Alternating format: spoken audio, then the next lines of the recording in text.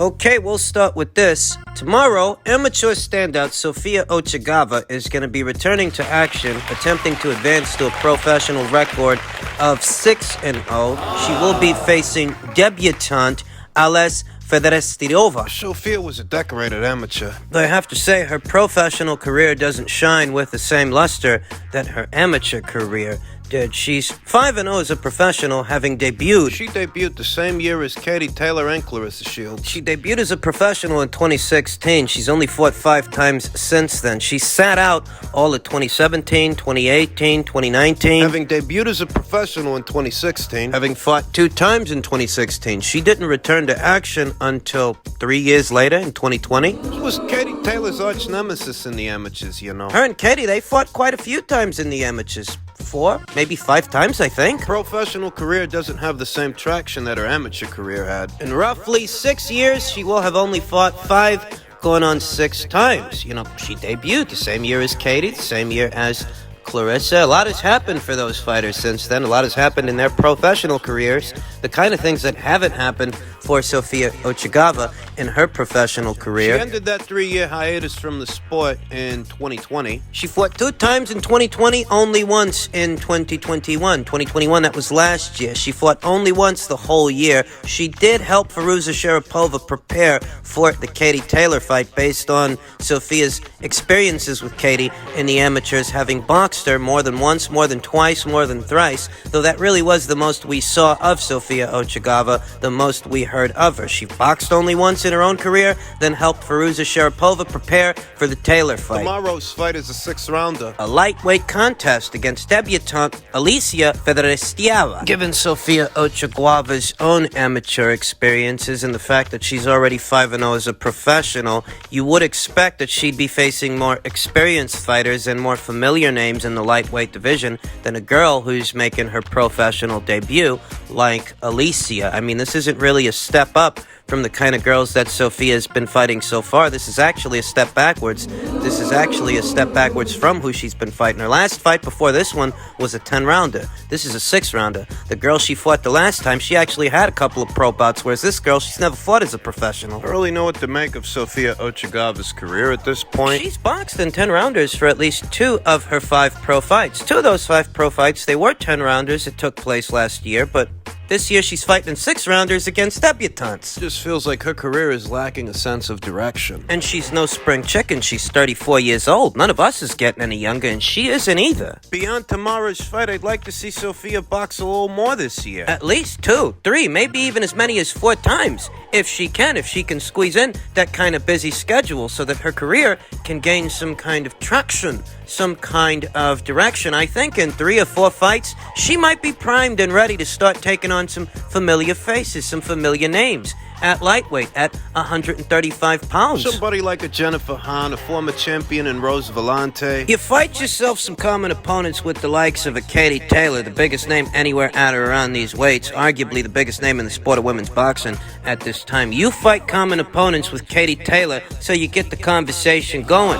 Cross-comparing performances, how Sophia performs against this opponent as opposed to how Katie performed against this opponent. That kind of situation, that kind of deal. I think Sophia Ochigava's professional career could be kick-started by just such an endeavor, because what she's been doing so far ain't been making no waves. I don't think it's too late for her to turn things around. Even now, at 34 years old, I think given her particular amateur background and how decorated she was, I think she can still make waves, shake shit up, if she hits the ground running this year. She's returning to action tomorrow. Let's see if she does. Back in the gym. Just got back from the UK last night. I want to send a special shout out to all my UK fans out there. Thanks for the love, the support, you know what I mean, and the hospitality that you guys showed me and my team. man, it was a wonderful time. The atmosphere was great. I appreciate all the people that took their time out to make sure that me and my team stay was amazing.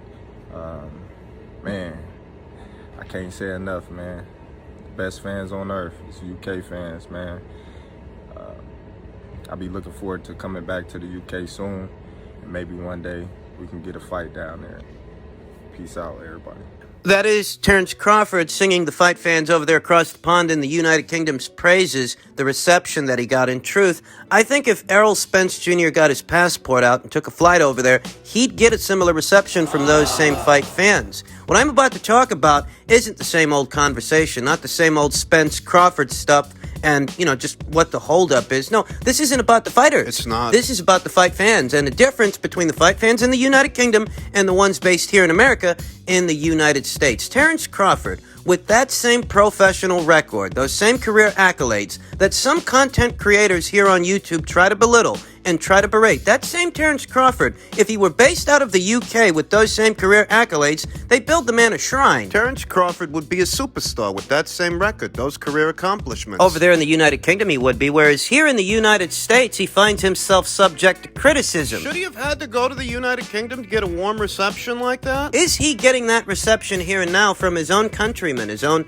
people here in America, here in the United States? When the name of Terrence Crawford is brought up, it's more polarizing than it should be, in my humble opinion, because at minimum, this is a homegrown talent who just so happens to be one of the best boxers in the world right now, one of the more accomplished ones, a 3-division, 2-time lineal, 2-time Ring Magazine, former undisputed champion, current reigning WBO welterweight champion. And you'll still bump into the odd guy that says he hasn't fought anybody. Usually one of Errol Spence Jr.'s fans, one of his supporters, even after Danny Gersha paid Victor Postol, who Terrence Crawford handled quite easily, even after Danny Gersha paid that same Victor Postol to step aside, even after both Jose Ramirez and Josh Taylor struggled with that same Victor Postol, you'll still bump into the odd guy that says Terrence Crawford hasn't fought anybody, even after Terrence Crawford has dispatched two Olympic gold medalists. Yuriorkis Gamboa in his prime, Felix Diaz. Those are 2 Olympic gold medalists Terrence Crawford dispatched. I'll tell you how nonsensical the American fight fan is. The American fight fan, at least a few of them, are oohing and eyeing over the career of Gervonta Davis, who here today... He needed 12 rounds to stop Gamboa. Crawford stopped him in 9, and he stopped him in 9 when Gamboa was in his prime. There is an inherent stupidity when it comes to American fight fans. There's no other way to put it. There's no other way to say it. There's an inherent stupidity and divisiveness when it comes to the American boxing fan. What's left of the American boxing fan in reference to what's left of American boxing. It just ain't your father's era of boxing. The sport in this country, it ain't what it used to be. In the olden days, you get a fight like Felix Trinidad versus Oscar De La Hoya. Big welterweight contest, big welterweight showdown. And no matter what side of the fence you were on in those days, you had one thing in common with the other guys on the other side of the fence. You had one thing in common, and what that one thing was that you wanted to see a fight. You wanted those two guys to lock horns. You wanted to see it. Whereas these days, you get a lot of Spence fans that'll give excuse after excuse, reason after reason for the fight not to happen. That's the difference. Maybe it's deeper than boxing. People these days seem a lot more nonsensical and illogical. Maybe it's deeper than boxing. The State of the Union and what passes for a fight fan on average these days. Guys who claim to support the sport all the while stealing from it. Illegally streaming the fights of fighters they claim to support. Fighters they seem ready to die on a hill over. All the while arguing by way of social media for hours on end. Content creators uploading videos in reference to those fighters here on YouTube to turn over a profit, though not actually supporting those fighters. Because when it's time to support those fighters, when it counts the most, where are these people? How come Jim Marcello's pay-per-view only did a little over 100,000? That was their pay-per-view debut, the Charlo brothers as a package, and that pay-per-view didn't bring in astronomical numbers at all. For all the content that gets uploaded every single day in reference to these two guys, it didn't show up in the actual metrics, the actual numbers, the ones that count the most, the pay-per-view buys, when they were both placed on a domestic United States pay-per-view. You think about Errol Spence Jr., a guy that some content creators have stated has surpassed Canelo Alvarez in terms of marquee value. Well, maybe in your own mind, not here, not in the real world, because the last time out when he fought Danny Garcia, he put up his lowest numbers. From the time he debuted on pay-per-view with Mikey Garcia to his last pay-per-view at the end of 2020 with Danny Garcia, his numbers have gone down. All the while, Canelo Alvarez is breaking the indoor attendance record, putting up bigger numbers, much bigger numbers than anything Errol Spence Jr. has put up so far. Yet you still got content creators that'll tell you with a straight face, Errol Spence has surpassed Canelo Alvarez in terms of marquee value. Okay, on what planet? Because it ain't this one. There's something very toxic, something very divisive in reference to what passes for a boxing fan these days. It really is. Oh yeah, in this country, they don't support the sport as much as they let on. When I see that Terence Crawford receives the warm reception that he received in the United Kingdom, across the pond, across the Atlantic Ocean, where guys and gals over there seem to support the sport in a way that guys and gals don't support the sport here stateside, I think it's a sign of the times. If you took a trip over to social media in the last 2 or 3 years, what you might have saw was a lot of guys hounding Terence Crawford to fight a PBC welterweight in spite of the network politics, in spite of those issues. They were hounding Terence Crawford to fight Sean Porter, only so that when he actually does fight Sean Porter, the pay-per-view underperforms. The pay-per-view loses money, which begs the question, what was all that hooping and hollering about? Yous fucks weren't gonna buy it anyway. Now, did you guys see the reception that Amir Khan versus Kell Brock got this past weekend? Two guys that have passed it. Two guys whose best days are behind them. There's no world title on the line, and both boys have suffered several losses throughout their professional careers. Yet the demand was a palpable demand. The interest, it was still there for that fight. Just imagine what this fight could do in the United Kingdom between Terence Crawford and Errol Spence Jr. I guarantee you,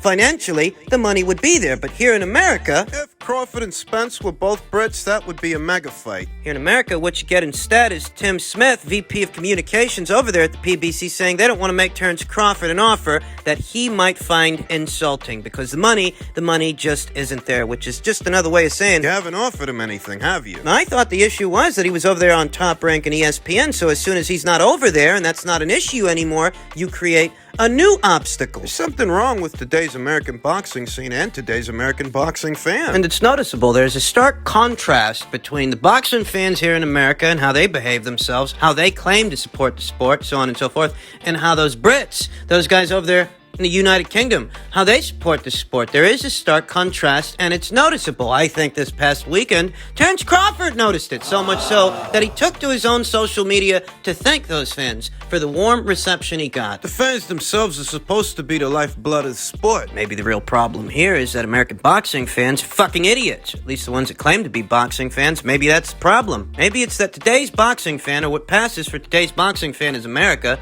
is really just a blithering idiot most of the time. You got the youngest, biggest rising star in the entire sport, who is the only young fighter and one of the biggest attractions in the entire sport. The knock on Tank has been that, oh, he ain't fought nobody. So he's going to be a global superstar. He's going to be the biggest star in the entire sport very, very soon, bigger than anybody. And again, because we know what we're doing. We did the same thing with Floyd Mayweather. You know what we're doing. But boxing, the diehard boxing fans, that's just a small niche, you know, because it's a niche sport.